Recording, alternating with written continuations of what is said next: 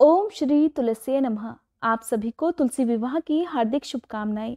तुलसी माता आप सभी की मनोकामना पूर्ण करें, आपके जीवन में जो भी दुख हैं वो सभी दुख दूर करें। देवउठान एकादशी के दिन और द्वादशी तिथि के दिन तुलसी जी का विवाह भगवान शालिग्राम के साथ कराया जाता है। तो देखिए, ऐसे में आपको बहुत सारी ऐसी बातें हैं जिनका ध्यान भी रखना है, और अगर आप चाहते हैं अपने घर पर तुलसी जी का विवाह कराना तो आप बड़ी आसानी से तुलसी जी का विवाह भी करा सकते हैं। लेकिन ऐसा अनिवार्य नियम नहीं है कि सभी को तुलसी जी का विवाह कराना चाहिए। आपकी श्रद्धा है, अगर आप कन्यादान जैसे महादान का पुण्य प्राप्त करना चाहते हैं तो आप अपने घर पर तुलसी जी का विवाह करा सकते हैं। देखिए, सबसे पहले तो छोटी छोटी मगर काम की बातें जानना आपके लिए जरूरी है, ताकि पूजा करते समय या विवाह कराते समय कोई भी ऐसी गलती आपसे ना हो जाए जिसका उल्टा फल आपको भुगतना पड़े। सबसे पहले तो बात कर लेते हैं तुलसी विवाह के लिए आपको कौन कौन सी सामग्री ऐसी चाहिए जो जरूरी होनी चाहिए। बाकी आपकी सामर्थ्य, आप चाहे तो पूरी तरह से अरेंजमेंट ठीक वैसे ही कर सकते हैं जैसे कि आप किसी बारात के स्वागत के लिए करते हैं।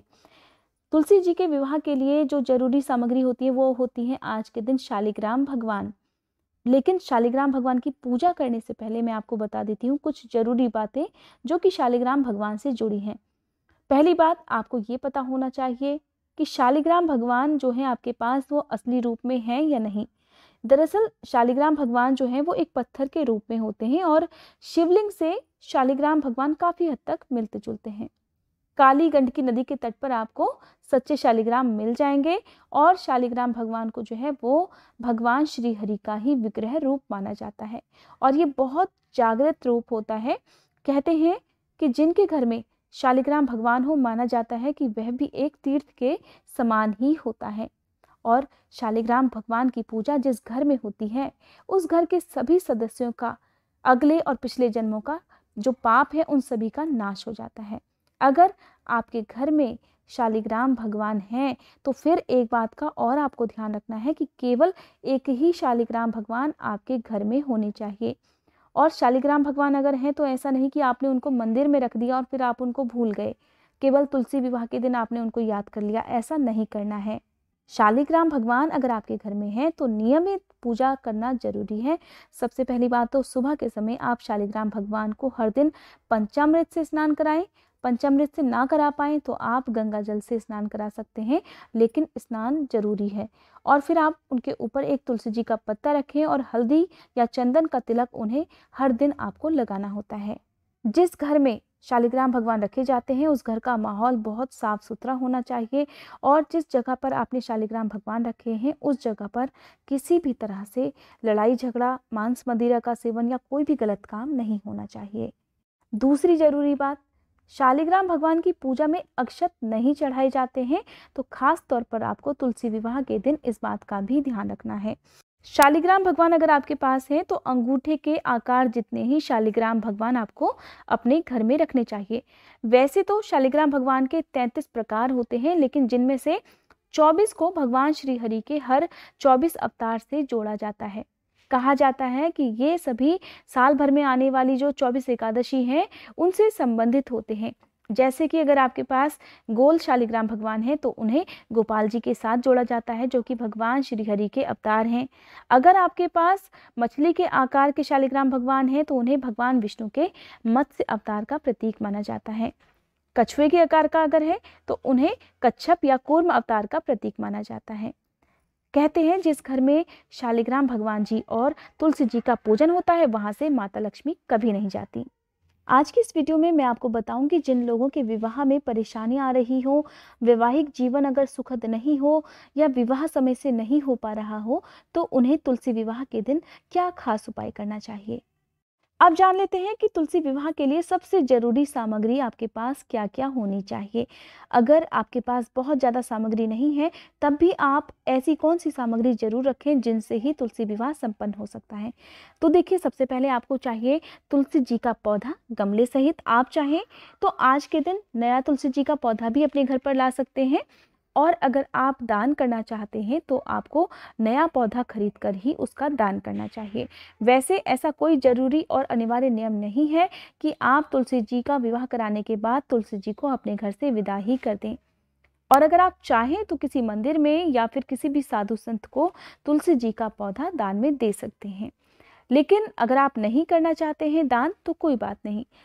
तुलसी जी के अलावा आपको चाहिए शालिग्राम भगवान, और शालिग्राम भगवान अगर आपको ना मिल पाए तो आप भगवान विष्णु की मूर्ति या फिर कृष्ण भगवान की मूर्ति के साथ भी तुलसी जी का विवाह करा सकते हैं। बस आपको ध्यान रखना है कि तुलसी जी का विवाह कराते समय अगर आपने भगवान विष्णु की मूर्ति या तस्वीर रखी है तो उसमें माँ लक्ष्मी जी नहीं होनी चाहिए, क्योंकि माँ लक्ष्मी जी को ना तो तुलसी दल अर्पित किए जाते हैं और ना ही तुलसी विवाह में माँ लक्ष्मी जी को भगवान विष्णु के साथ रखा जाता है। अब देखिए क्या चाहिए आपको तुलसी जी का विवाह कराने के लिए। आप चाहें तो रंगोली बना सकते हैं, फल फूल मालाएं रख सकते हैं मंडप सजाने के लिए। तो बहुत से लोग आज के दिन गन्ने से मंडप बनाते हैं, तुलसी जी के चारों ओर गन्ने खड़े करके उसे सुंदर रंग बिरंगी चुनरियों से या फूल मालाओं से सजा लेते हैं। तो जैसा भी आपके लिए संभव हो ऐसा आप कर सकते हैं। आपको चाहिए पटका, जो कि विवाह के समय हिंदू धर्म में रीति रिवाज होता है, जो उसमें पटके से फेरे कराए जाते हैं। पटका अगर आपको मिल जाए तो बहुत अच्छी बात है, नहीं तो आप पटके की जगह पर जो कलावा होता है, मौली रक्षा सूत्र जिसे कहते हैं, आप उसका भी प्रयोग कर सकते हैं। पूजा के लिए आपको चाहिए धूप, दीप, चंदन, हल्दी और साथ ही फल फूल मिठाई। भोग में लगाने के लिए आपको कोई भी मिठाई का भोग आप लगा सकते हैं, या अगर आपने अपने घर पर पकवान बनाए हैं, लेकिन आपको ध्यान रखना है कि चावल का प्रयोग आज के दिन आप ना करें तो ज़्यादा अच्छा होगा। अगर आप एकादशी के दिन तुलसी जी का विवाह कराते हैं तो भूल कर भी आपको चावल का प्रयोग नहीं करना है। द्वादशी तिथि के दिन भी आप कोशिश करें कि खीर का या चावल से बनी किसी भी चीज़ का प्रयोग आप ना करें। और आप चाहें तो पंचामृत का भोग लगा सकते हैं। पंचामृत का जो भोग है वो भगवान श्री हरि को बहुत प्रिय होता है, लेकिन उसमें तुलसी दल रखकर आप जरूर अर्पित करें। अब बात हो रही है तुलसी जी के विवाह की, तो देखिए ऐसे में श्रृंगार की बात भला कैसे रह सकती है। तो आप तुलसी जी का श्रृंगार करने के लिए अपनी सामर्थ्य के अनुसार चाहे तो उन्हें 16 सुहाग की सामग्री भी अर्पित करें। साड़ी, चूड़ी, बिंदी, बिछुए और मंगलसूत्र या नथ वगैरह जो भी आप रख सकते हैं, चाहे तो सब कुछ आप रख लीजिए, और नहीं तो कम से कम आप तुलसी जी को जो मेन चीज़ें होती हैं सुहाग की, जैसे कि सिंदूर, बिछिया, बिंदी, मंगलसूत्र, ये सब चीज़ें आप जरूर रखें। और भगवान शालिग्राम के लिए आप पीले वस्त्र जरूर रखें और उन्हें पीले वस्त्र अर्पित करें।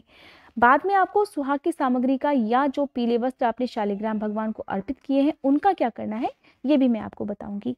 अब देखिए, सबसे पहले आप अपने घर पर अगर आप तुलसी विवाह कराना चाहते हैं तो अपने घर को अच्छे से साफ सुथरा कर लें। आप चाहें अपने घर को सजा सकते हैं, लेकिन सबसे पहले आपको एक काम करना है, अपने घर के आसपास जो भी मंदिर है वहाँ पर जो भी पंडित जी हों उन्हें या किसी भी ब्राह्मण देवता को अपने घर पर आमंत्रित करें, ताकि वो आपके घर पर आकर तुलसी जी का विवाह संपन्न करा सके।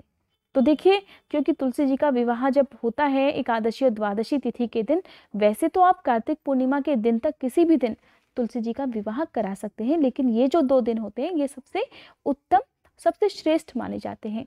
अगर कोई भी परेशानी, कोई समस्या है और किसी कारण से आप एकादशी या द्वादशी तिथि के दिन तुलसी विवाह नहीं करा पाते हैं, आपकी बहुत इच्छा है और आप नहीं करा पाते हैं, तो आप कार्तिक पूर्णिमा के दिन तक किसी भी दिन शाम को गोधूली बेला में तुलसी जी का विवाह करा सकते हैं। गोधूली बेला का जो समय होता है वो तुलसी विवाह के लिए सर्वोत्तम समय माना जाता है। आप चाहे इस समय पूरी पूजा पाठ संपन्न कर सकते हैं, नहीं तो आप पूजा का जो भी रीति रिवाज है उसकी शुरुआत भी अगर गोधूली बेला से कर देते हैं तो कहते हैं आपकी पूजा बहुत जल्दी सफल होती है। गोधूली बेला का समय वो होता है जब सूर्य देवता आपको बहुत थोड़े थोड़े से दिखाई देते हैं, एकदम धुंधले होने लगते हैं और सूर्यास्त का लगभग समय ही होता है, तो यही गोधूली बेला का समय माना जाता है। अब देखिए, बात हो रही थी निमंत्रण की, तो आपने पंडित जी को निमंत्रण देना है, अपने घर के आसपास रहने वाले लोगों को भी निमंत्रण देना है, हो सके तो अपने रिश्तेदारों को भी आप आमंत्रित कर सकते हैं। और देखिए, जिस तरह से किसी भी शादी विवाह में आप बहुत अच्छे से सज धज कर तैयार होते हैं, तो तुलसी जी के विवाह के लिए भी घर के सदस्यों को नहा धोकर इसी प्रकार तैयार होना चाहिए और तुलसी विवाह की तैयारियां करनी चाहिए।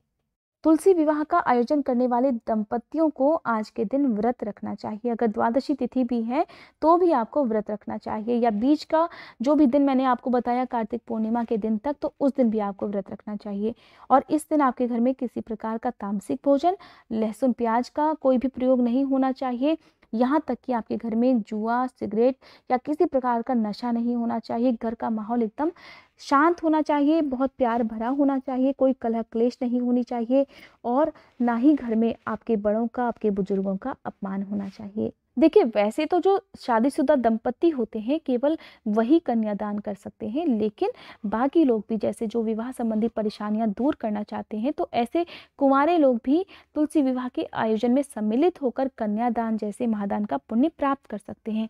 देखिए, कन्यादान तो उन्हीं लोगों को करना चाहिए जो कि विवाहित हैं, लेकिन आप लोग जैसे जो कुंवारे लोग हैं, चाहे वो लड़के हों या लड़कियां हों, वो क्या कर सकते हैं कि तुलसी विवाह अगर आपके घर में रिश्तेदारी में हो रहा है, आपके आसपास हो रहा है, तो आप थोड़ी थोड़ी सेवा जो भी आपकी सामर्थ्य है उसके अनुसार वहाँ पर आप कर सकते हैं। जैसे कि जो भी विवाह समारोह में आए हुए लोग हैं, उनके जलपान की व्यवस्था आप कर सकते हैं। तुलसी विवाह में जो भी सामग्री लग रही है उसका अरेंजमेंट आप कर सकते हैं। तो इस तरह से जो भी छोटी छोटी सेवाएं आप करना चाहें वो आप कर सकते हैं, इसका भी पुण्य आपको प्राप्त होगा।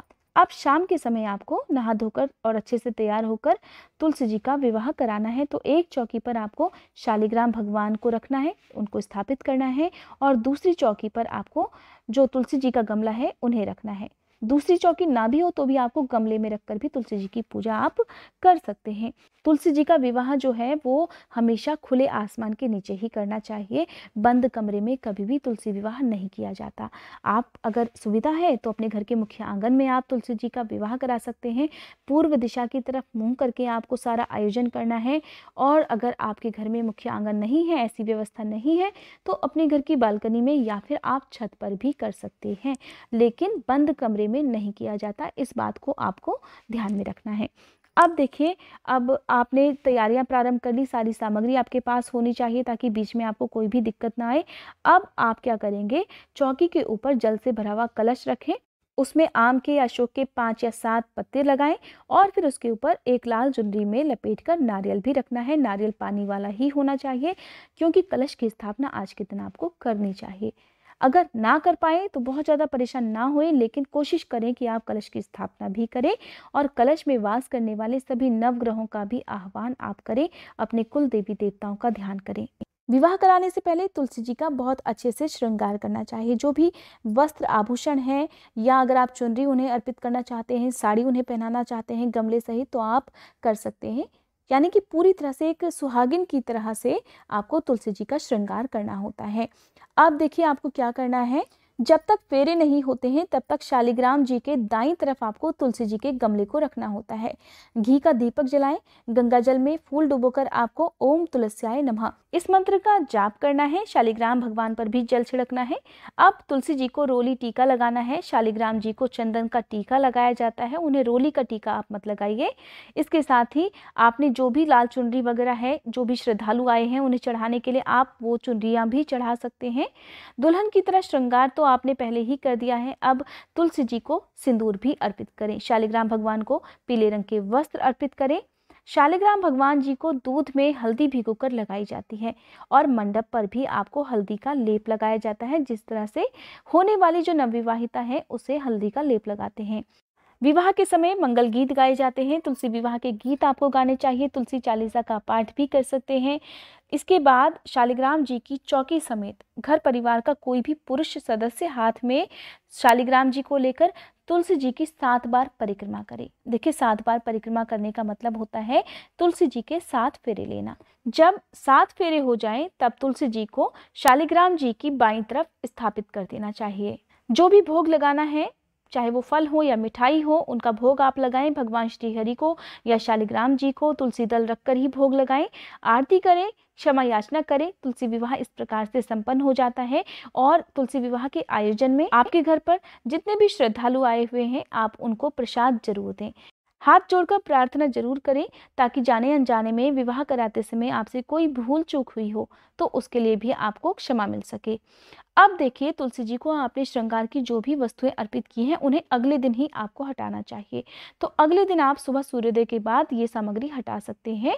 और शालिग्राम भगवान जी को अगर आप मंदिर से लेकर आए हैं तो आप मंदिर में वापस भिजवा दीजिए। साथ ही आप कुछ ना कुछ दान दक्षिणा पंडित जी को जरूर दें। और जो श्रृंगार की सामग्री आपने तुलसी जी को अर्पित की है, आप चाहें तो मंदिर में ही जो ब्राह्मणी होती हैं उन्हें दान में दे सकते हैं, नहीं तो सुहाग की जो सामग्री है वो घर की ही कोई सुहागिन महिला अपने प्रयोग में ला सकती हैं। कलश में स्थापित किए हुए जल को आप अपने घर के किसी भी गमले में डाल सकते हैं, लेकिन चढ़ाया हुआ जल वापस तुलसी जी को या सूर्य देवता को कभी दोबारा से नहीं चढ़ाना चाहिए। पूजा में प्रयोग किए गए फूलों को आप अपने घर के गमलों में डाल सकते हैं, आसपास कोई गार्डन हो वहां पर डाल सकते हैं। गन्ने से जो मंडप आपने बनाया है उन गन्नों का सेवन आप सभी लोग प्रसाद रूप में कर सकते हैं। साथ ही जो रंगोली वगैरह के कलर्स आपने वहां पर लगाए हैं तो आप उन्हें एक कपड़े से पोंछकर हटा दीजिए। और देखिए, कहा जाता है कि कभी भी पूजन में आपने जो रंगोली बनाई है उसे झाड़ू से साफ नहीं करना चाहिए, किसी कपड़े का ही आपको प्रयोग करना चाहिए। तुलसी जी का विवाह कराने के बाद सबसे आखिर में आपको तुलसी जी की आरती और भगवान श्री हरि की आरती भी करनी चाहिए। इस प्रकार से आपके घर पर बड़ी आसान विधि से आप तुलसी जी का विवाह करा सकते हैं। अब बात करते हैं उस उपाय की जिसे कुंवारे लोग, चाहे वो लड़के हो या लड़कियां हो, तुलसी विवाह के दिन कर सकते हैं। अगर आपके मन में श्रद्धा है तभी आप इस उपाय को करें, वरना ना करें। इसके लिए शाम को आप स्नान करके सबसे पहले तो पीले वस्त्र धारण करें और जिस जगह पर भी आप तुलसी विवाह कराना चाहते हैं वहां एक आसन पर बैठकर माँ तुलसी जी से और भगवान विष्णु से प्रार्थना करें कि आपके विवाह में जो भी समस्या आ रही है उसे वो शीघ्र से शीघ्र दूर करें। और इसके बाद आपको इस उपाय को करना है। आपको चाहिए एक पीला कपड़ा जिसमें आपको 7 साबुत हल्दी की गांठ रखनी है, थोड़ा सा गुड़ और चने की दाल। इसकी आप गांठ बांध दीजिए। भगवान विष्णु और माँ तुलसी जी के चरणों में पहले तो उसी जगह पर अर्पित करें जहाँ पर आपको विवाह करना है। और जब विवाह की प्रक्रिया पूरी संपन्न हो जाए तब आप इस गांठ को उठाकर आसपास जो भी विष्णु भगवान का मंदिर है वहाँ आप विष्णु भगवान के चरणों में इस गांठ को रखकर आ जाइए। पीछे पलटकर वापस नहीं देखना है और हाथ जोड़कर आपको प्रार्थना जरूर करनी है जो भी आपकी समस्या है उसके निवारण के लिए। इस उपाय को करने से आपके जीवन में विवाह के योग बहुत जल्दी बन जाएंगे। अगर विवाह संबंधी कोई भी समस्या है, अगर वैवाहिक जीवन में कोई परेशानी है तो वो भी इस उपाय को करने से दूर हो जाती है। ये थी आज की वीडियो अगर अच्छी लगी हो तो वीडियो को लाइक करके कमेंट बॉक्स में तुलसी माता की जय लिखना मत भूलिएगा।